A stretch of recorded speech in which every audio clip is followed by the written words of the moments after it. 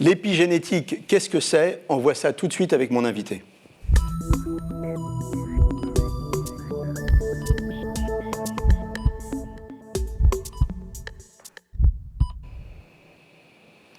Je suis avec le professeur Gilbert Deray, vous êtes néphrologue et pharmacologue à la Pitié-Salpêtrière et vous êtes l'auteur de « Choisissez votre destin génétique ».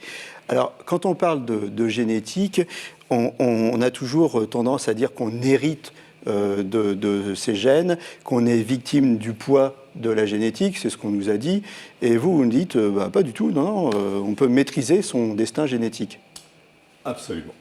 En fait, on nous a élevés depuis les années 50, Watson et Crick, la découverte de la structure de l'ADN, que tout était en fait inscrit, et que nos parents, un spermatozoïde qui rencontrait donc un ovule, nous avaient tout donné. Alors c'est vrai en partie, c'est vrai pour notre taille, la couleur de nos yeux, la couleur de nos cheveux, si nous serons un jour chauves.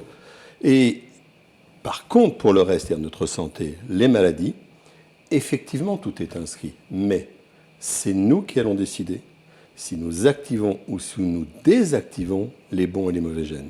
C'est-à-dire que si je vous comprends bien, d'abord ça ne se joue pas sur un gène, bien souvent, mais bon, c'est un peu plus compliqué que ça, mais disons que ça se joue sur un gène.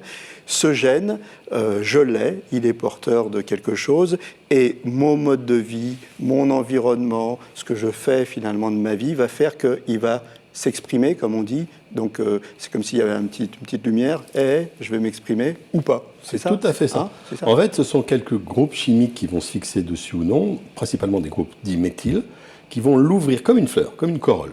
S'il est ouvert, il s'exprime. S'il est fermé, il ne s'exprime pas. Donc, on peut tout à fait avoir le gène du cancer du pancréas fermé, il ne s'exprimera jamais. Et c'est parfaitement démontré. D'accord. Donc, ça veut dire aussi que tous les excès de la médecine prédictive, qui est de dire vous avez, c'est le syndrome Angelina Jolie, hein, vous aurez tel cancer, on vous fait une double mastectomie, là vous vous dites il faut être prudent. Alors, attention, c'est 80-85%. Il va rester des situations où malheureusement, à peu près quoi que l'on fasse, on diminuera ce risque, et vous avez choisi Angelina Jolie, mais on ne va pas l'éliminer. Son choix, il est extraordinairement difficile, et je le comprends. Majoritairement, pour ce qui va nous arriver, on a le contrôle. Pas à 100%, mais c'est déjà énorme à 85%. Absolument. Alors, on a le contrôle, on va y revenir sur ce contrôle. Vous évoquez 6 comportements différents, qui sont 6 comportements de contrôle de notre vie, et de contrôle qui vont faire que ces gènes vont s'exprimer ou pas, et qu'on va donc réduire ou pas nos facteurs de risque. Alors, en premier, il y a le stress. Absolument. Alors, le stress, c'est très intéressant. Le stress, c'est un instrument de survie. Ça a été inventé il y a des millions d'années pour nous permettre de fuir devant le danger. Très utile, évidemment, mais surtout très utile quand on était poursuivi par le mammouth ou le tigre à grandes dents. C'est évidemment beaucoup moins utile maintenant, parce que vous pouvez regarder autour de vous, il n'y en a pas beaucoup. Non. Et puis, le stress dont on sait qu'il est toxique sur le long terme, ça ne posait pas de problème il y a 10 000 ans et même il y a 200 ans. L'espérance de vie, c'était 25 ans. Et nous avons, en 2 siècles, donné au stress ce qui lui manquait pour nous tuer, le temps. Nous avons triplé l'espérance de vie. Donc nous devons absolument, dans cette société qui est dure, qui est stressante, apprendre à le contrôler. Après, il y a plein de façons de le contrôler. Évidemment, c'est pas facile de dire à quelqu'un, gérez votre stress. C'est plus facile de lui dire de changer de mode d'alimentation. Mais quand même, on doit s'interroger sur la façon dont on vit, et on peut reprendre une partie du contrôle de sa vie. Par exemple, on sait que les personnes toxiques, c'est contagieux. Et que les personnes qui vous sont bénéfiques, c'est aussi contagieux. Donc on doit réfléchir aux personnes qui nous entourent. On sait qu'un environnement professionnel qui vous mène à ce qu'on appelle vulgairement le burn-out, c'est toxique pour la santé. Donc il faut réagir avant le burn-out. Et puis il y a plein d'autres méthodes pour gérer ce stress. Par exemple, de rallumer la musique partout où on est. La lecture, c'est le plus puissant anti-stress qui existe. En 6 minutes, vous diminuez votre taux de cortisol de moitié. Et puis il y a toutes ces choses modernes dont on parle beaucoup. Tai chi, méditation, respiration profonde, ça marche. Et effectivement, je conseille de s'engager dans cette voie d'une réflexion. Et moi, je dis souvent à mes patients la chose suivante. Quand vous vous levez le matin, regardez-vous dans la glace. Si vous ne pouvez pas vous dire « je suis belle » ou « beau », alors c'est qu'il y a quelque chose qu'il va falloir changer. Je vais vous le dire, vous êtes beau. Alors, moi, je me le dis tous les matins, mais je ne sais pas si c'est vrai. Mais si, c'est vrai. Après le stress, la nutrition. Très important, la nutrition. La nutrition, alors on en parle beaucoup, c'est un must, c'est effectivement extrêmement important. Malheureusement... Mais c'est pas facile de changer alors, voilà. la manière dont on a l'habitude de se nourrir, qui date de l'enfance, qui date... On doit revenir aux origines. D'abord, la nutrition, ce n'est pas que de l'alimentation, c'est un mode de vie.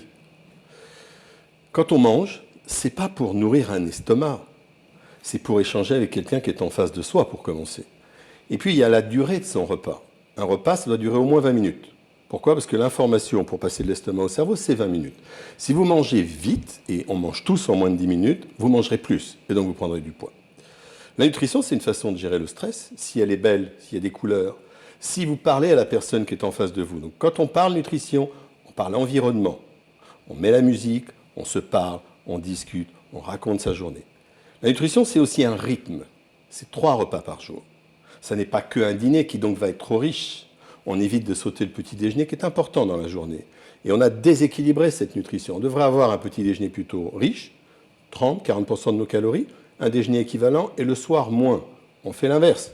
On court, on court, on court, on court. Et enfin, bien sûr, la nutrition, c'est un contenu. Et là, on va faire simple. Le bon régime, c'est le régime méditerranéen. Point à la ligne.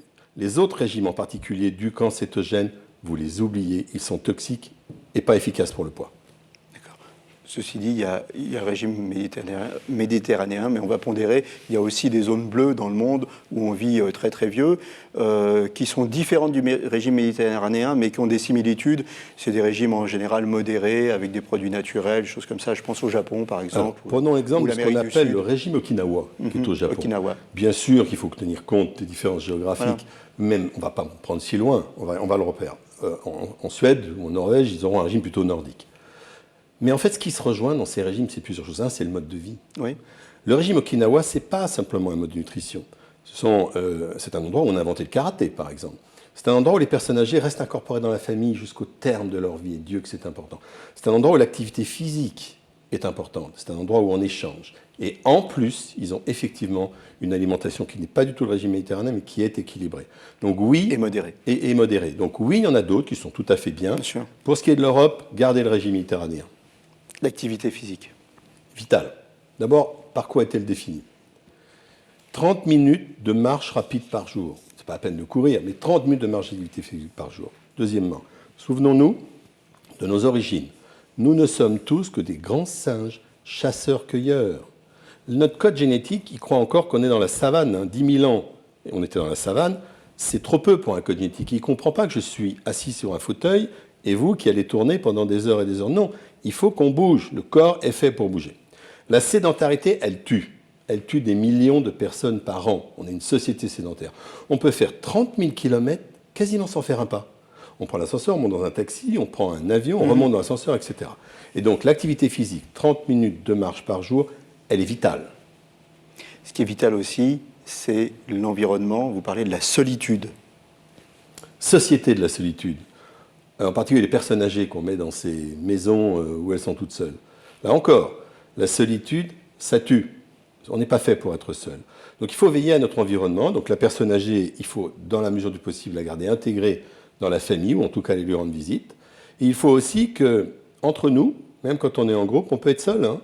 Il faut, entre nous, veiller à ce qu'il y ait des échanges, veiller à ce qu'on soit dans un environnement non toxique, professionnel ou personnel. Et donc cette idée de la solitude vaut dans une société où on n'a jamais été aussi nombreux, où l'urbanisation fait qu'on est tous dans un même endroit par millions de personnes, où en fait on ne se rencontre pas, on ne se parle pas, et plus important, on ne se touche pas. Ce qui nous amène au quotidien, le bien-être au quotidien. Vous parlez du sommeil, des rires et des câlins. Les câlins, vous aimez ça ? Oui, le quotidien. Dieu qu'on a perdu des choses. Alors on pourrait passer des heures à parler de ça. On n'a pas beaucoup de temps. On n'a pas beaucoup de temps. Alors on va essayer d'évoquer certaines choses. Premièrement, où que vous soyez, allumez la musique, j'ai déjà dit. Dans votre voiture, dans le métro avec des écouteurs chez vous, la musique provoque un feu d'artifice cérébral, des libérations d'hormones massivement bénéfiques. Allumez-la. Deuxièmement, le câlin. La peau, c'est l'organe le plus grand de l'organisme, 1,8 m². Et elle contient des récepteurs. Quand vous la touchez, il se passe des choses. Elle est vitale, la peau, elle transmet des informations. Alors ça peut être des informations douloureuses, mais ça peut être aussi des informations bénéfiques. Ne pas se toucher est une erreur médicale. À tel point d'ailleurs qu'on se souviendra qu'il Il y a 50 ans, on a dit aux mamans et aux papas, touchez plus vos enfants. Puis on s'est aperçu que c'était grave, on les faisait mourir. Hein. Et maintenant, on est revenu en arrière, à la naissance, il est obligé de mettre l'enfant sur la peau de sa mère et de son père. Le contact cutané est important. Et pour nous, les adultes, oui, le câlin, c'est important. Alors, il peut être sexuel ou non sexuel. Ce qu'on appelle le hug, oui, on devrait en faire. Eh bien, il faudrait qu'on fasse 8 à 12 câlins par jour non sexuels, de 20 secondes chacun. On en est loin, évidemment. Et enfin, je voudrais parler du rire. Le rire, c'est également un feu d'artifice cérébral, absolument favorable, à tel point que dans les grands centres de cancérologie nord-américains, le yoga du rire est intégré au traitement, à tel point que les sociétés américaines de cardiologie et cardiologie libérale française recommandent le rire comme thérapie du cœur. Un adulte, ça rit moins de 20 fois par jour. Un enfant, plus de 400 fois. Il faut retrouver le rire dans notre quotidien. On se résume, on n'a vraiment plus beaucoup de temps.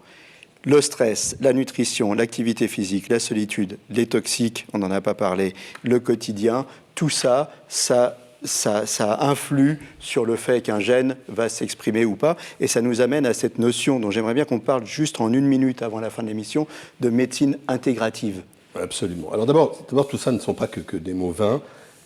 Si vous appliquez cela, votre risque de développer une maladie ou de la guérir va nettement diminuer. Par exemple, régime méditerranéen plus activité physique, c'est un risque de récidive du cancer du côlon diminue 40%. En tant que médecin, je dois intégrer cette médecine dans ma pratique. Ne faire que de l'allopathie, c'est-à-dire la médecine traditionnelle avec les médicaments, sans médecine complémentaire, c'est une perte de chance pour le patient, c'est une erreur médicale. L'inverse est vrai. Ne faire que de la médecine dite complémentaire, j'aime pas ce terme, sans allopathie, c'est aussi une erreur médicale.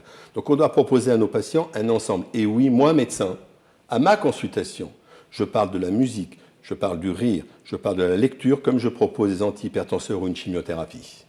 Vous dites aussi que les gens doivent se prendre en main et s'approprier leur maladie, et vous leur dites en consultation, soyez avec moi, on sera plus efficace. Ça aussi, c'est de la médecine intégrative. Absolument. On n'a plus beaucoup de temps. La beauté de l'épigénétique, c'est qu'on a le contrôle sur son avenir médical.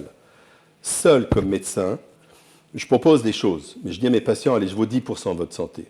Vous en faites 90, et à deux, on vaut 200%. C'est ensemble qu'on fait sa santé. Voilà. Donc si on a un message à faire passer, c'est que, en fait, en prenant en charge son destin génétique, on est aussi acteur de sa vie, acteur de sa santé. On est complètement acteur et c'est extrêmement puissant. Et c'est ce que j'ai voulu résumer dans ce livre avec des conseils d'ordre pratique. Donc oui, on a le contrôle, allez-y, ça en vaut la peine. Je vous remercie. Je rappelle que vous êtes l'auteur de Choisissez votre destin génétique. Merci beaucoup. À bientôt pour une nouvelle émission. Et d'ici là, portez-vous bien.